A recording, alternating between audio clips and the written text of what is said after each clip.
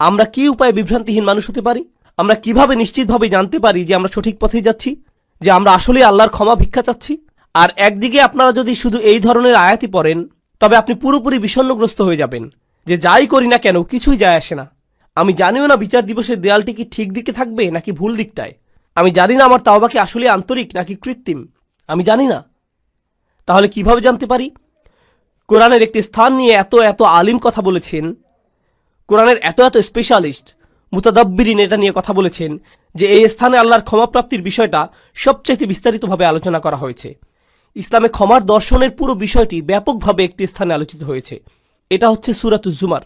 আর আমি এখান থেকে কিছু জিনিস প্রথমে আমার নিজের জন্য, এরপর সবার উদ্দেশ্যে আলোচনা করছি। যেমন এই খুতবার শুরুতেই বলেছি যে আমাদের সবার জন্যই এই আলোচনা। এই আয়াতগুলো সম্পর্কে আমি আপনাদের বলেছি, এর মানে এই নয় যে আমার এগুলোর দরকার নেই। এমন নয় যে আমি জান্নাতের গ্যারান্টি পেয়ে গেছি, আপনারা এখনো পাননি। বরং আমাদের সবার অবস্থা একই। এখানে আল্লাহ তাদের সম্পর্কে বলছেন যারা ইসলাম সম্পর্কে কথা বলে। আল্লাহ বলছেন, ওমান আহসানু কওলাম মিম্মান দাআ ইলাল্লাহ ওয়া আমিলা সলিহান ওয়া ক্বালা ইন্নানি মিনাল মুসলিমিন। আর তার চেয়ে কার কথা উত্তম যে আল্লাহর দিকে মানুষকে আহ্বান জানায় এবং নিজেও সৎ কাজ করে? এর মানে সে নিজেও আমলের ঊর্ধ্বে হতে পারবে না। শুধু কথা বলাই যথেষ্ট না, তার নিজেকেও আমল করতে হবে। ওয়া ক্বালা ইন্নানি মিনাল মুসলিমিন। আর সে স্পষ্টভাবে বলে দেয়, আমি মুসলিমদের অন্তর্ভুক্ত। এর দুইটি অর্থ। এক, সে মুসলিম হিসাবে গর্বিত। আর দুই, সে নিজেকে অন্যান্য মুসলিমের চাইতে উত্তম মনে করে না, সে নিজেকে বেশি ভালো মনে করে না। তাই আমরা সবাই একত্রে, সবারই একই অবস্থা। আল্লাহর সামনে অন্তত এই দুনিয়াতে কেউই একজনের চাইতে অন্যজন উত্তম অবস্থায় নেই। আর শুধু আল্লাহই জানেন যে বিচার দিবসে আমাদের অবস্থা কি হবে। আর আল্লাহ এখনো জানেন আমাদের অন্তরের অবস্থা কেমন। যে আয়াতটি দিয়ে আপনাদের বলতে চাচ্ছি এখানে, তা আশা দিয়ে শুরু হয়। এটা গুরুত্বপূর্ণ, কারণ আমাদের দিন আশা দিয়ে শুরু হয়, ভীতি প্রদর্শন দিয়ে নয়। এটা সাবধানবাণী দিয়ে শুরু হয় না। যদিও আমার খুতবা তাই দিয়ে শুরু হয়েছিল, কারণ আপনাদের অনেকেই ছোটবেলা থেকে সবচেয়ে বেশি যেটা শুনে বড় হয়েছিলেন তা হচ্ছে ইসলাম ভয় প্রদর্শন দ্বারা পূর্ণ। আমাদের দিনে অনেক ভয় দেখানো হয়েছে। এটা করলে আল্লাহ তোমাকে ধরবে। বাচ্চাকাল থেকে বাবা মা এটা বলে আসছে, তুমি হারাম কিছু করলে আল্লাহ তোমাকে অনেক শাস্তি দেবেন, এই ধরনের শাস্তি, জাহান্নামে ওই ধরনের শাস্তি, এই শাস্তি। এগুলো কোত্থেকে শুরু হয়? কুল। নবীজিকে বলতে বলা হচ্ছে কুল, ওদেরকে বলে দিন। এই কুলটি গুরুত্বপূর্ণ, কারণ মুসলিমদের জন্য তখন আশার বাণী তাদের রাসূলের মুখ থেকেই শোনা জরুরি ছিল সাল্লাল্লাহু আলাইহি সাল্লাম। আর এই সুন্নতের ধারাবাহিকতা রক্ষায় আমরা এই আশা কিন্তু শুধু কিতাব থেকেই পাই না, বরং যারা রাসূল সাল্লাল্লাহু আলাইহি সাল্লামের উত্তরাধিকার বহন করেন তাদের কাছ থেকেও আশা পাই।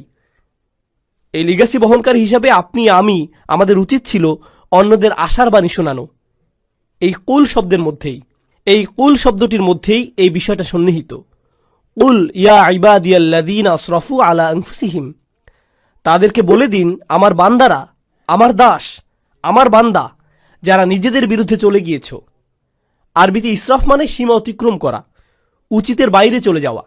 যদি আপনি বেশি খেয়ে খাবার গলা পর্যন্ত চলে এসেছে এমন অবস্থা হয়, তাহলে আপনি খাদ্য গ্রহণে ইসরাফ করেছেন, বেশি খেয়ে ফেলেছেন। যেখানে বেশি খরচ করা উচিত নয় সেখানে অতিরিক্ত খরচ করে ফেললে আপনি খরচে ইসরাফ করেছেন। প্রতিশোধ নিতে গিয়ে কারো উপরে চরের বিপরীতে যদি 10 গুণ চর দিয়ে বসেন, তাহলে আপনি প্রতিশোধ গ্রহণে ইসরাফ করলেন। ইসরাফ মানে বাড়াবাড়ি করে ফেলা। আল্লাহ বলছেন, আমার বান্দারা যারা নিজেদের বিরুদ্ধে বাড়াবাড়ি করে ফেলেছ, তারা অনেক ক্ষেত্রে যা করার তার চাইতে বেশি করে ফেলেছে। কিন্তু আল্লাহ বলেননি ইসরাফ কোন ক্ষেত্রে, সম্পদের ইসরাফ নাকি কথাবার্তার ইসরাফ নাকি গাফলতির ইসরাফ। ইসরাফটা কিসের এখানে, বাড়াবাড়ি কোথায় হয়েছে? আল্লাহ এটা নির্দিষ্ট করেননি, কারণ আমরা অনেক কিছুতেই বাড়াবাড়ি করি। আপনি অতিরিক্ত অলস হতে পারেন, আপনি বাড়াবাড়িভাবে রাগী হতে পারেন, আপনি অতিরিক্ত লোভী হতে পারেন, আপনি অনেক কিছুতেই বাড়াবাড়ি করতে পারেন, অনেক কিছুতে অতিরিক্ত করতে পারেন। আর আল্লাহ বলছেন, তোমরা যেই বাড়াবাড়ি করে ফেলেছো নিজেদের বিরুদ্ধে, এটা আরেকটা জিনিস। আল্লাহ কিন্তু বলতে পারতেন, ইয়া ইবাদিয়াল্লাযীনা আযলামু, যারা পাপ করেছো, যারা ইরতাকাবু সাইয়্যাতু, পাপ কাজ সংগ্রহ করেছো। না, বরং বললেন আসরাফু আলা আনফুসিহিম। এটা কি ইঙ্গিত দিচ্ছে? ইসরাফ হয় যখন কেউ নিজের জন্য বেশি বেশি চায়, আর নিজের জন্য বেশি চাবার কারণে আপনি ভাবছেন এটার ফলে আপনি বেশি কিছু পাবেন। আর আল্লাহ এই আয়াতের বাস্তবতা বলছেন, তিনি বললেন আসরাফু আলা আনফুসিহিম, তিনি লি আনফুসিহিম বলেননি। তিনি বলেছেন, তোমরা নিজেদের বিরুদ্ধে বাড়াবাড়ি করেছ, নিজের জন্য করনি। তুমি ভাবছিলে তুমি গিয়ে সীমা অতিক্রম করেছ, কারণ এতে তোমার জন্য কিছু থাকবে।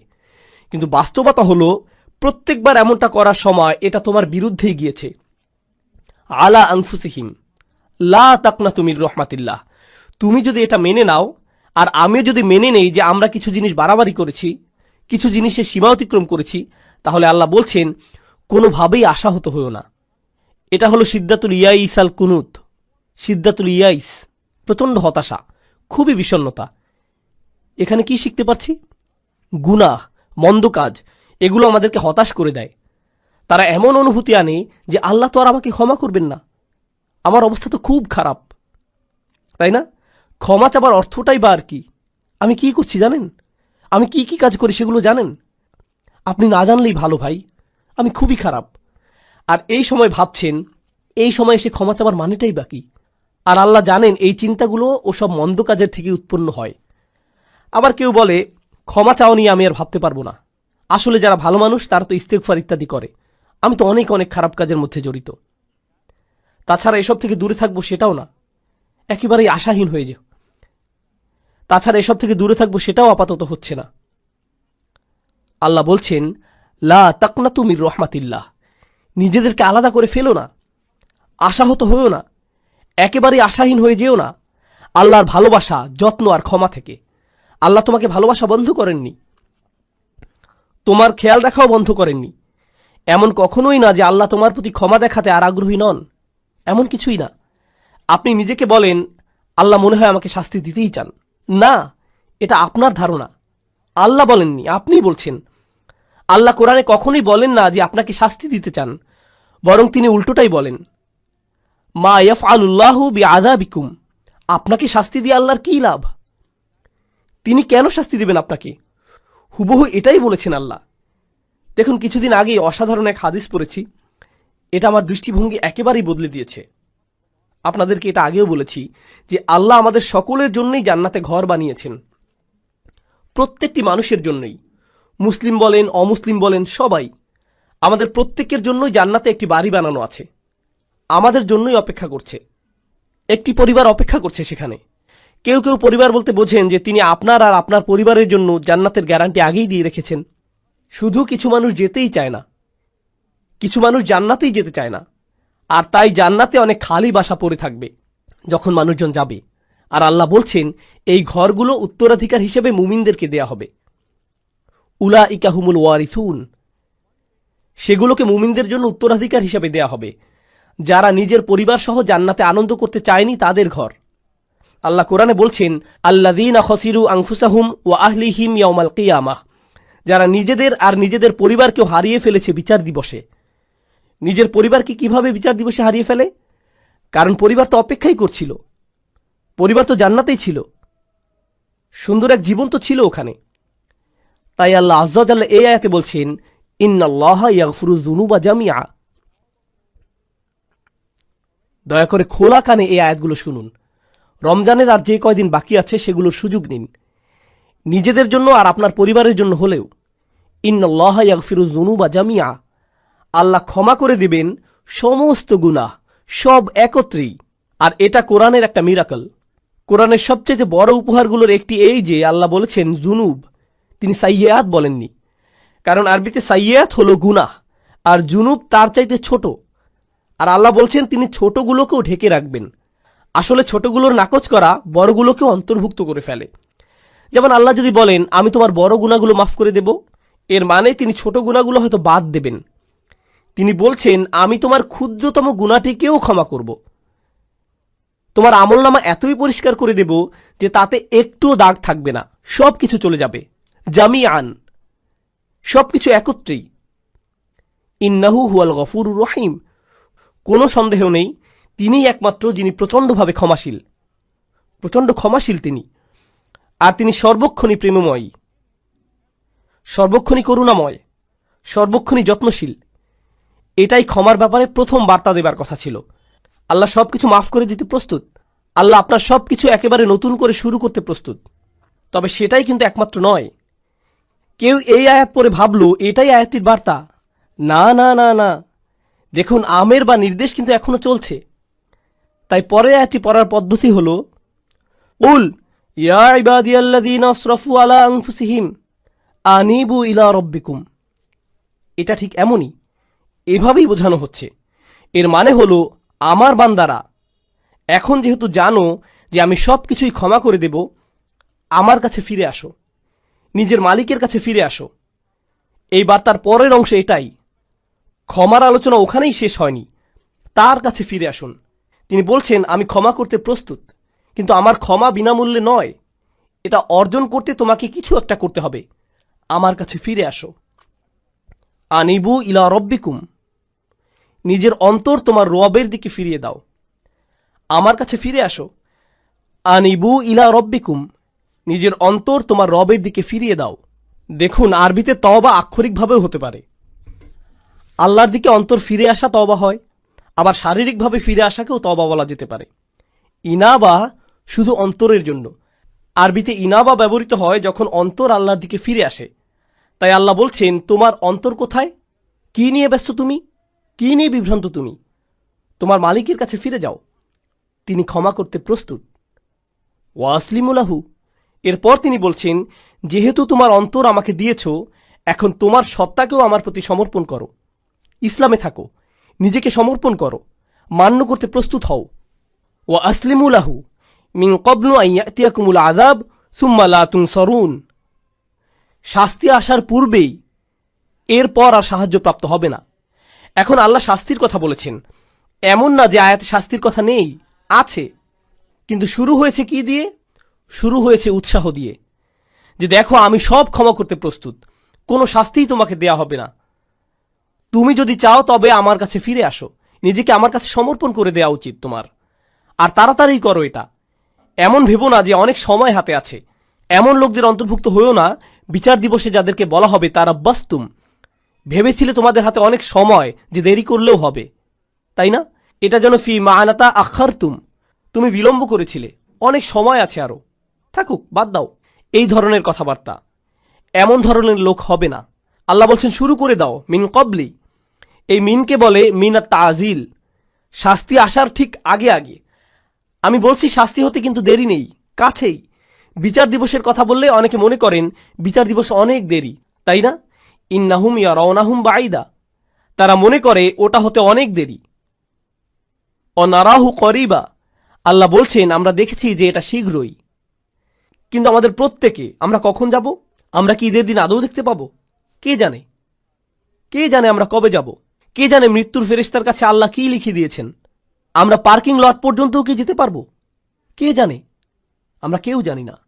আর আমাদের মৃত্যু হলেই মান মাতা ফাকাদ কামা কিয়ামাহু, যে চলে যায়, যেই মারা যায় তার কিয়ামত শুরু হয়ে যায়। আপনার কিয়ামতের জন্য ইয়ামুল কিয়ামা, পুনরুত্থান দিবসের জন্য অপেক্ষা করতে হবে না। এক সেকেন্ডেরই ব্যাপার এটা।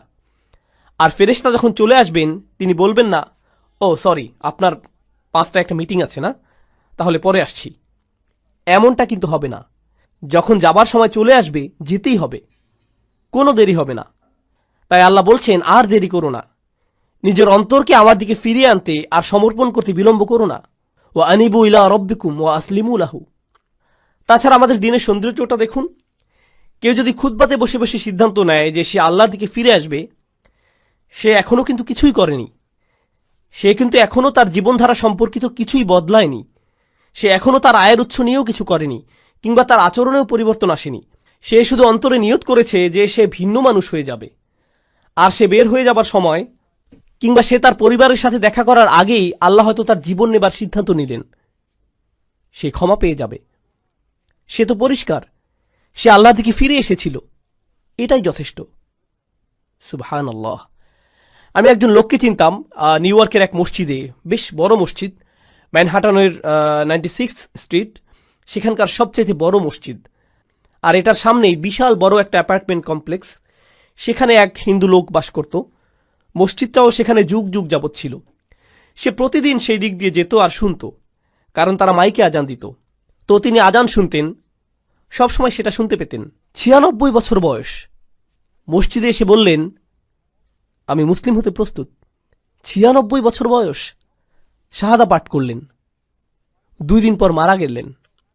96 বছরের শিরক, 96 বছরের গাফলা, এরপর তিনি আল্লাহর কাছে ফিরে এলেন, সেটাই যথেষ্ট হয়ে গেল। সব পাপ মুছে ফেলা হলো, সকল মন্দ কাজকে ভালো কাজে পরিণত করে ফেলা হলো তার জন্য। ইন্না লিল্লাহি ওয়া ইন্না ইলাইহি রাজিউন। এটাই আল্লাহর দয়া, কারো প্রতি এটাই আল্লাহর ভালোবাসা যে চলে যাবার পূর্বেই আল্লাহ তাদের ফিরে আসতে দেন। ওয়া আনিবু ইলা রাব্বিকুম। এটা শুধু অমুসলিমদের প্রতি আহ্বান নয়, আমাদের জন্যও। আমাদেরও আল্লাহর কাছে ফিরতে হবে। এমন মনে করবেন না যে আমি শুধু খুব আধুনিকতাবাদী লিবারেলদের উদ্দেশ্যে কথাগুলো বলছি, এখানকার ধার্মিকদের উদ্দেশ্যে বলছি না, হিজাব সহ বোন কিংবা দাড়িওয়ালা সেই ভাইটির উদ্দেশ্যে না, না না না, সবার উদ্দেশ্যেই বলছি। আল্লাহ কিন্তু বিচার দিবসে আমাদের চেহারা দেখবেন না, আল্লাহ দেখবেন আমাদের অন্তরে কি আছে। আমাদের দেখতে কিছু করতে বেশি ধার্মিক ধার্মিক মনে হয়, তার মানে এই নয় যে আমরা অন্যের চাইতে ভালো অবস্থানে আছি। এটা শুধু আল্লাহই ভালো জানেন। ওয়া আসলিমু লাহু মিন ক্বাবলু আন ইয়াতিয়াকুমুল আযাব সুম্মা লা তুনসারুন। অত্তাবিউ, আদেশ এখনো চলছে। তোমাদের মধ্যে যারা পাপী, অত্তাবিউ আহসানা মা উনজিলা ইলাইকুম মির রাব্বিকুম। কি যে সুন্দর! আল্লাহ বলছেন, তোমাদের যা দেয়া হয়েছে তার সর্বোত্তমটি অনুসরণ করো, তোমাদের প্রতি নাজিলকৃতর মধ্যে সর্বোত্তমটি। এর অর্থ কি হয়? এর অর্থ হলো কোরআন। এর আগেই ওহী নাজিল হয়েছিল, কিন্তু মানুষের প্রতি নাজিলকৃত সর্বোত্তমটি হলো আল্লাহর এই কিতাব। আর কোনো কিছুই এর চাইতে উত্তম নয়। তোমরা কেন এর অনুসরণ করছো না? আল্লাহ এই আয়াতে আমাদের বলছেন, যারা তার দিকে ফিরে আসতে চায়, তার দিকে ফিরে আসার রাস্তাটি হলো তার কিতাবের অনুসরণ করা। আর না বুঝে কোনো মানচিত্র তো আপনি অনুসরণ করতে পারবেন না। আপনি দিক না চিনলে মানচিত্র কিভাবে অনুসরণ করবেন? আপনার আমার এই কিতাবের সাথে সরাসরি সম্পর্ক করা দরকার। যদি আপনি এই কিতাবটিকে উপেক্ষা করে চলছেন, তবে এই আয়াত আপনার জন্য। আপনি আমি যদি ক্ষমা চাই, তবে এই কোরআনের সাথে সরাসরি সম্পর্ক করতে হবে। এটা পড়ুন, কি বলতে চাচ্ছে সেটা বোঝার চেষ্টা করুন, আন্তরিকতার সাথে আল্লাহর কাছে দোয়া করুন, হে আল্লাহ, এই কিতাব বুঝতে আমাদেরকে সাহায্য করুন। আমি অনুবাদ পড়ছি, কিছুই বুঝছি না, আমাকে এর ব্যাখ্যা বুঝতে সাহায্য করুন। আপনি কি বলতে চাচ্ছেন আমাকে বলুন। ইয়া আল্লাহ, আরবি শিখা আমার জন্য সহজ করে দিন, যেন আমি আপনার কিতাবের সাথে সম্পর্ক করতে পারি। আল্লাহ আপনার জন্য সহজ করে দিবেন। তিনি করবেন না এমন হবে না। সমস্ত মানব জাতির প্রতি এটা খোলা দাওয়াত। তিনি বলেছেন তিনি সহজ করে দিবেন।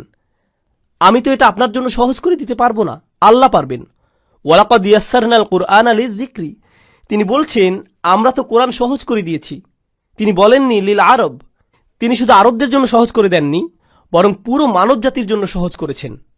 এটাই তার ওয়াদা। তাই তাকে কিছু আন্তরিকতা দেখান, নিজের পক্ষ থেকে কিছু প্রেরণা দেখান যে আপনি প্রস্তুত, যে আমিও ফিরে যেতে চাই। আপনি দেখতে পাবেন দরজা তার থেকেই খুলে আসছে। অত্তাবিউ আহসানা মা উনজিলা ইলাইক মির রাব্বিকুম। যা পাঠানো হয়েছে তার সর্বোত্তম অনুসরণ করো। অর্থাৎ এই কিতাবের চাইতে উত্তম বার্তা, উত্তম উপদেশ তো কখনোই তোমরা পেতে পারতে না। কোন মুসলিমের এই কিতাবের সাথে সরাসরি সম্পর্ক থাকা মানে উপদেশ পাবার জন্য সবসময় কেউ না কেউ থাকা, তার অন্তরকে শান্ত করার জন্য কেউ না কেউ সবসময় আছে। আপনি কোরআনের যে কোনো পৃষ্ঠা খুলে পড়া শুরু করুন, শান্তি আর সুখ পাবেন। আপনি খুশুখুজুর সাথে সালাত আদায় করুন আর আল্লাহর কথাগুলো তিলাওয়াত করুন, এমন সমাধান পেয়ে যাবেন যেটা কল্পনাও করেননি। আল্লাহর কথার মাধ্যমেই সেটা চলে আসবে আপনার কাছে। কোরআন অসীম, সর্বক্ষণ প্রাসঙ্গিক। এটা এমন একটা কিতাব যেটা সর্বকালে উপযুক্ত, আক্ষরিকভাবেই। কলেজে থাকতে আমি এক বন্ধুর সাথে এই এক্সপেরিমেন্ট করেছিলাম। তাকে বললাম, বন্ধু, সবাই তো বলে কোরআন হেদায়েত, চলো একটা এক্সপেরিমেন্ট করি। প্রত্যেকবার আমাদের কোনো সমস্যা হলেই চলো কোরআনের কোনো একটা পৃষ্ঠা খুলে পড়া শুরু করি, দেখি কোনো সমাধান পাই কিনা। আমরা এমন 2-3 মাস যাবত করলাম, আর সুবহানাল্লাহ, আমরা প্রতিদিন মেলাতাম। আমি এটা পেয়েছি, এই সমস্যা হয়েছিল, আর এই আয়াত পেয়েছি, আর আমি এটা খুঁজছিলামও না, শুধু কোরআন পড়ছিলাম, আর সেটা চলে এলো। এটাই আমার জন্য আল্লাহর সমাধান। দেখলেন, আমার জন্য আল্লাহর উপদেশ এটা। সুবহানাল্লাহ, কি অসাধারণ ব্যাপার! এমনই তো হবার কথা ছিল। আমাদেরকে দেয়ার এর চাইতে উত্তম আর সুন্দর জিনিস আর কি হতে পারে, তাই না? এরপর আল্লাহ বলছেন, অত্তাবিউ আহসানা মা উনজিলা ইলাইক মির রাব্বিকুম মিন ক্বাবলি আন ইয়াতিয়াকুমুল আযাবু বাগতাতান ওয়া আনতুম লা তাশউরুন। শাস্তি তোমার উপর আসার আগেই, হঠাৎ করে, তুমি কিছু বোঝার আগেই। অন্য কথায়, যারা আল্লাহর কথাগুলো জানে এরপরেও আল্লাহর দিকে ফিরে আসার চিন্তা করে না, তাদের শাস্তি তো আসবেই। কারণ আল্লাহ তো তাদের রাস্তা দেখিয়েছেন, দেখো আমি তোমাদেরকে ক্ষমা করতে চাই, এই যে নাও কিতাব, নাও এটা। আপনি যদি না নেন তবে আল্লাহকে এরপর দোষ দিতে পারবেন না। তাই পরের আয়াতগুলো হলো যাদের ক্ষমা নিয়ে ভুল ধারণা আছে তাদের সম্পর্কে। এটাই হলো ক্ষমার আসল বুঝ, এই রাস্তাতেই আপনার যাবার কথা। আল্লাহ ক্ষমা করতে প্রস্তুত আছেন যদি আপনি পিছনে ফিরে আপনার বাড়াবাড়ির জীবন, গুনাহের জীবন ছেড়ে চলে আসতে চান তার কাছে। আর যদি ওহির মধ্যে সর্বোত্তম ওহির অনুসরণ করতে চান, যদি তা করতে চান, তাহলে ক্ষমার দরজা খোলা আছে। তবে আপনি আশায় পরিপূর্ণ থাকবার কথা। আল্লাহ আমাদের সবাইকে ক্ষমার যোগ্য বানিয়ে দিন। এরপর অন্যদিকে যখন হঠাৎ করে শাস্তি চলে আসে, আচ্ছা দেখুন, এগুলো সবকিছুই কিন্তু বহুবচনে ছিল, আয়াতটি ছিল বহুবচনে। এর মানে কি জানেন?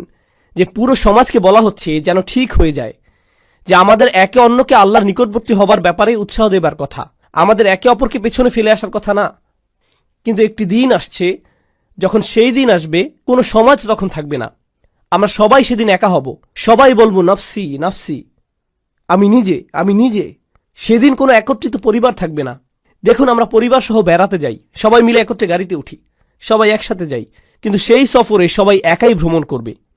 আপনি আপনার পরিবারের সাথে থাকবেন না, এমনটা আর হবে না। আর সেই দিনে এখন আয়াতগুলো সব এক বচনে।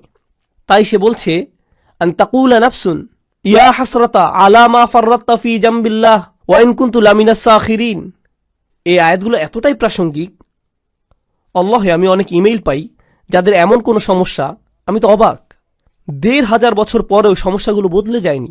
সেদিন এমন লোকও থাকবে যারা বলবে, হে আল্লাহ, ইয়া হাসরাতা শেষের আটি ইয়াতেও রূপান্তরিত হতে পারল না, কারণ ইয়া মুস্কি হাসির কাছাকাছি।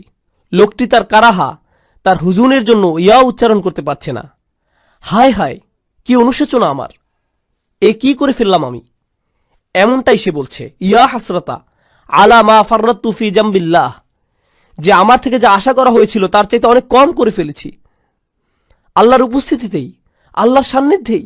আপনাদেরকে বুঝিয়ে বলার চেষ্টা করছি এখানে কি বলছে। আল্লাহ শুরুতে বলেছিলেন, তোমরা শুধু বাড়াবাড়ি করো, তোমরা সীমা অতিক্রম করো শুধু, আর শুধুমাত্র সেসব জিনিসই তোমরা ছাড়াছাড়ি করো যেগুলো আল্লাহ চান যে তোমরা করো। এটাকে বলে তাফরিদ, প্রত্যাশা থেকে কম করা। আর ওই লোকটি, আয় হায়, আমি প্রত্যাশা থেকে কম করে ফেলেছি, ঠিক আল্লাহর সংস্রবে থেকেই। আর আল্লাহর সংস্রব মানে কি? ফি জামবিল্লাহ। কুরআন বলছে ওয়াসাহিবিহি বিল জাম্ব, যে আপনার পাশেই বসে আছে। জাম্ব মানে আল্লাহর ঠিক সাথেই। আপনি মসজিদের কাছেই থাকতেন, আপনি মুসলিমদের পাশেই বসে আল্লাহর কিতাব থেকে উপদেশ শুনতেন, আপনি কোরআনের তেলাওয়াতও শুনতে পেতেন, আপনার পরিবারের লোকেরা আপনাকে নসিহত দেওয়ার চেষ্টা করত, আর সবাই আপনাকে এভাবে আল্লাহ সংস্রব দিত। আল্লাহ সংস্রব মানে প্রথমত আল্লাহ নিজেই নিকটবর্তী, ফাইন্নী করিব। দ্বিতীয়ত যারা আপনাকে আল্লাহ স্মরণ করিয়ে দিত তাদেরকে দূরে ঠেলে দিতেন। আরে যা করছি যাও তো, আরে যা করছি করতে দাও তো, আমি কি করব তোমাকে বলতে হবে না, উপদেশ দেওয়া বন্ধ করো, আমার দরকার নেই উপদেশের, আমি ঠিক আছি, ভালোই আছি, আমার বাণী শোনার দরকার নেই এখন। লোকটি বলছে, হায় হায়, কি করলাম আমি কিভাবে শৈথল্য করলাম, আমি সহজেই উতরে যেতে পারতাম। এরপর সে কারণ দর্শাচ্ছে। তরুণ ভাইয়েরা, দয়া করে শুনুন, সে কারণ দিচ্ছে কেন সে শৈথিল্যতা করেছিল। সে বলছে, ওয়া ইন কুনতা লামিনাস সাখিরিন, আমি ঠাট্টা বিদ্রুপকারীদের মধ্যে অন্তর্ভুক্ত ছিলাম। আমি এই সব কিছুকে কৌতুক মনে করেছিলাম, আমি এই সব কিছুকে হাওয়ায় উড়িয়ে দিতাম। ধুর, নসিহতের প্রতি এমনই আচরণ করতাম, আক্ষরিকভাবেই। সাখির, আমি পাত্তাই দিতাম না। অনেক মানুষ আছে না আল্লাহর ক্ষমার উপর ভরসা হারিয়ে ফেলে। এই আয়াত তার পরের ধাপ বলছে, এটা যারা ক্ষমাকে পাত্তাই দেয় না তাদের কথা বলছে। তারা মনে করে এসব মজা, কিসের জন্য ক্ষমা, ও বিচার দিবস, আচ্ছা, এটাকে তারা গুরুত্বই দিত না। এখন এই লোক বিচার দিবসে দাঁড়িয়ে চিৎকার করছে, হে আল্লাহ, কিভাবে আমি এটাকে পাত্তা না দিয়ে থাকলাম, এটাকে কেন কৌতুক মনে করলাম। এরপর দ্বিতীয় ধরনের লোক, আও তাকুলা লাউ আন্নাল্লাহ হাদানি, দ্বিতীয় ধরনের লোক বলছে, ইস, যদি আল্লাহ আমাকে হেদায়েত দিতেন, এটা আল্লাহর দোষ, তিনি যদি আমাকে হেদায়েত দিতেন তাহলে লাকুনতা মিনাল মুত্তাকিন, তাহলে আমি মুত্তাকিদের অন্তর্ভুক্ত হতাম। আল্লাহ সিদ্ধান্ত নিয়েছিলেন যে আমি বিদ্রুপকারী হব, আল্লাহরই সিদ্ধান্ত যে আমি নামাজ পড়িনি, আল্লাহ ঠিক করেছিলেন যে আমি অলস থাকব, তিনি ঠিক করেছিলেন আমি বদরাগী হব। এটা তো আমার দোষ না, এটা আল্লাহর দোষ। এটাও সে বিচার দিবসে বলছে। সে এই দুনিয়াতে মিথ্যুক ছিল, আখিরাতেও মিথ্যুক। তুমি আল্লাহর উপরে চাপিয়ে দিচ্ছ। হ্যাঁ, যেন সব দোষ তারই, যেন তারই সব দোষ, যেন তোমার কোনোই দোষ নেই। সুবহানাল্লাহ, এটা তো অন্য কারোর জন্য করো না। কেউ রাস্তায় তোমাকে আটকে দিল, আল্লাহর দোষ। এই লোক, সে তো গাড়ি চালাতেই জানে না, দেখে চালাতে পারে না, তাকে ফাইন করা উচিত। তাকে কেন দোষ দিচ্ছ? নিজেকে তো দোষ দাও না, তাই না? আপনি কোনো গ্রোসারি দোকানে গেলেন, ক্যাশ রেজিস্টারে গিয়ে টাকা পরিশোধ করছেন। এখন সেই লোক টাকা ফেরত দিল না, 10 টাকা ফেরত পাবেন আপনি, সেটা সে দিল না। এই যে আমার 10 টাকা কই? সে বলল এটা তো আল্লাহর দোষ, আল্লাহ ঠিক করেছেন আপনি টাকাটা পাবেন না। কি বলছেন আপনি? আমার 10 টাকা ফেরত দিন। অন্য মানুষদের কাজে তাদেরকে দোষ দিতে আপনি ঠিকই জানেন, কিন্তু যখন নিজের বিষয় আসে তখন বলেন না না না, আল্লাহ সিদ্ধান্ত করেছেন যে আমি মন্দ কাজ করব। আসলেই মুনাফিক। এভাবেই চলবেন আপনি? এই অজুহাতের পেছনেই লুকাবেন আপনি? এই কথা বিচার দিবসেও বলছেন? আমি তো মুত্তাকিই হতাম যদি আল্লাহ হেদায়েত দিতেন। তিনি আমার গোমরাহির সিদ্ধান্ত নিয়েছেন, পুরোটাই আমার তাকদীর। আও তাকুল আহিনা তারাল আযাব লাউ আন্না লি কাররাতান। এরপর যখন সে শাস্তি দেখতে পেল, বলল আচ্ছা আচ্ছা আচ্ছা ঠিক আছে, আসলে আমারই দোষ, আমি মানছি। যখন সে শাস্তি দেখতে পেল, আমাকে আরেকটি সুযোগ দিন। লাউ আন্না লি কাররাতান, যদি আমি আরেকটি সুযোগ পাই, ফা আকুনা মিনাল মুহসিনিন, আমি তবে শুধু মুসলিম না, শুধু মুমিন না, আমি মুহসিনিনদের অন্তর্ভুক্ত হয়ে যাব। মুহসিনের সংজ্ঞা কি? আল্লাহর ইবাদত করা যেন তাকে দেখতে পাচ্ছেন।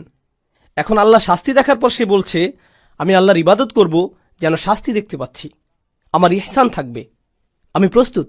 ইয়া আল্লাহ, আমাকে একবার ফেরত পাঠান, আমি খুব ভালো হয়ে যাব, আমি বদলাতে একদম রাজি আছি, শুধু একটা সুযোগ দিন, আপনি তো আর রহমান, আমাকে তো সুযোগ দিবেন। এই ধরনের কথাগুলো মানুষেরা বলবে, এসব অজুহাত তারা দেবে, কারণ ক্ষমা পাওয়ার মানে কি তারা বুঝতেই পারেনি। আর আল্লাহ তাদের কি উত্তর দেবেন? খুতবা শেষ করতে করতে বলছি, বালা, না না না, বরং উল্টো। প্রথম যেই লোকটি বলেছিল ইয়া আল্লাহ আমার শৈথল্য হয়ে গিয়েছে, আমি দুঃখিত, না, আপনার দুঃখিত হওয়াতে কিছু যায় আসে না। দ্বিতীয় লোকটি যে বলল যদি আল্লাহ আমাকে হিদায়াত দিতেন তবে আমি ঠিক থাকতাম, আল্লাহ বলছেন এই যুক্তি এখানে চলবে না। বালা, ইয়া আল্লাহ আমাকে আরেকটি সুযোগ দিন, এবার ঠিকই ভালো হয়ে যাব, সত্যি বলছি, এবার সব কিছু ঠিকঠাক মতো করব, খুবই গুরুত্ব সহকারে করব, আর ঠাট্টার পাত্র বানাবো না এবার। আল্লাহ বলছেন না, সেই সময় শেষ। আমি তোমাকে বার্তা পাঠিয়েছিলাম যে আমি সব মাফ করে দিব, কিন্তু তুমি পাত্তা দাওনি, তুমি ছুঁড়ে ফেলেছিলে, সেই আমন্ত্রণে থুথু দিয়েছিলে, তুমি এটাকে কৌতুক ভেবেছিলে, সেটা তোমার দোষ, সব তোমার দোষ। আল্লাহ বলছেন বালা, কদ জাআতকুম আয়াতি, আমার আয়াত এসেছিল তোমার কাছে, আর এটা এক বচনে। এর মানে কি জানেন? ওহী রাসূলুল্লাহ সাল্লাল্লাহু আলাইহি সাল্লামের কাছে এসেছিল, কোরআন তার কাছে এসেছিল, আর তার মাধ্যমে আপনাদের সবার কাছে আলাদা আলাদা করে। আল্লাহ বলছেন যা আতকা আয়াতি, যা আতকা আয়াতি, আমার আয়াত তোমার কাছে এসেছিল, আর তোমার কাছে, আর তোমার কাছে। আর এটা আতাতকা আয়াতিও নয়, বলছে যা আতকা আয়াতি, যা মানে অনেক দূর থেকে আসা। আমি সপ্ত আসমান থেকে কোরআন পাঠিয়েছিলাম, অগণিত ফেরেশতা সহ পাঠিয়েছিলাম আল্লাহর শেষ রসুল সাল্লাল্লাহু আলাইহি সাল্লামের কাছে।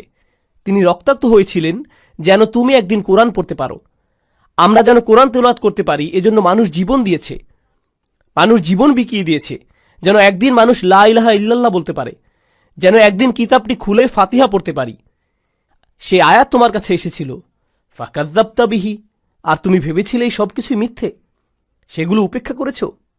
অস্তাকবারতা, তুমি অহংকারপূর্ণ ছিলে, আমার বাণীর প্রতি আর আমার কিতাবের প্রতি অহংকার করেছিলে, এত দূর থেকে আসা বার্তাকে উপেক্ষা করার সাহস করেছ তুমি, এটাই তুমি ছিলে না?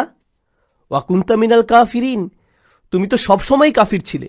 চাইলে এখন আল্লাহর কাছে এসে সারাদিন ধরে কাঁদতে পারো, এটাই হলো ক্ষমার প্রকৃত বুঝ। আল্লাহর আয়াত আমাদের সবার কাছে এসেছে। এই মাসে আমরা ওহী আগমন উদযাপন করি, এই মাসে আমরা বলতে পারি ইয়া আল্লাহ আপনার আয়াত এসেছে আমার কাছে, আমাদের সবার কাছে আপনার আয়াত এসেছে, আর আমরা এগুলোর প্রতি অহংকারী হব না, আমরা এগুলো উপেক্ষা করব না, আমরা গুরুত্ব সহকারে নেব সেগুলো। কোরআনের সাথে আপনার সম্পর্ক এই মাসেই ঠিক করুন, যেন মাস শেষ হবার পরেও সেটা চালিয়ে যেতে পারেন। সেসব মানুষদের অন্তর্ভুক্ত হন। দোয়া করি যেন আমি তাদের মধ্যে হতে পারি, যেন আপনারা তাদের মধ্যে হতে পারেন, যেন আল্লাহ আমাদের জন্য কোরআনের সান্নিধ্যে যাওয়াটা সহজ করে দেন। যত দিন যায় আরও কাছে যেন যেতে পারি, অলসতা যেন আমাদের কখনো ছুতে না পারে। এই উপহার, এই ভালোবাসা কোরআনের প্রতি যা আল্লাহ আমাদেরকে দিয়েছেন, সেটা যেন আমরা সবার কাছে ছড়িয়ে দিতে পারি, সেই দোয়া করছি। এই উপহারের মহত্ব ও গুরুত্ব যেন আমরা আমাদের সন্তানদের মাঝে ছড়িয়ে দিতে পারি, তাদের মধ্যেও যেন এই ভালোবাসা গড়ে ওঠে। আপনার বাচ্চাকে ভিডিও গেম কিনে দিলে কত খুশি হয় খেয়াল করেছেন? তাদের চেহারার আনন্দ লক্ষ্য করেছেন? ঈদ আসছে, তাদেরকে আমরা খেলনা দেব, তখন তাদের চেহারার আনন্দ দেখেন, কত খুশি তারা, কিভাবে চিৎকার করছে। এটাকে আরবিতে ফারাহ বলে। আল্লাহ কোরআন সম্পর্কে বলছেন, ফাবিযালিকা ফালিয়াফরাহু। এই কোরআনের কারণেই তোমাদের উচিত খুশিতে উৎফুল্ল হওয়া। কোথায় সেই খুশি? কোরআন নিয়ে সেই আনন্দ কোথায়? আমাদের কিভাবে নবীজি সাল্লাল্লাহু আলাইহি সাল্লাম বলবেন, ইয়া আহলাল কোরআন, হে কোরআনের মানুষ, কোরআনের লোকজন, সেটা কোথায়? আজকেই ঠিক করার সময়। কালকের জন্য অপেক্ষা করবেন না, আজ রাতের জন্য অপেক্ষা করবেন না। কোরআনের মানুষ হয়ে যান, আল্লাহর নিকটবর্তী হবার মতো মানুষ হয়ে যান, তার ক্ষমা অর্জন করে নিন, তার আমন্ত্রণ গ্রহণ করুন। আল্লাহ যেন আমাদের সবাইকে তার ক্ষমা, তার ভালোবাসা, তার করুণার যোগ্য বানিয়ে দিন। যেন আল্লাহ আয্যা জাল্লা আমাদের সবাইকে, আমাদের সন্তানদেরকে, আমাদের পিতামাতা, আমাদের আত্মীয়দের তার জান্নাতে প্রবেশ করিয়ে দিন। আল্লাহ আয্যা জাল্লা যেন সকল মুসলিমদের সকল ভুল মাফ করে দেন। আল্লাহ আয্যা জাল্লা যেন সমস্ত রোজা, সকল ইবাদত কবুল করে নেন, এমনকি যেগুলো ভুলে ভরা, অলসতায় ভরা, সেগুলোও আল্লাহ যেন আমাদের সবাইকে তেমন বানিয়ে দিন।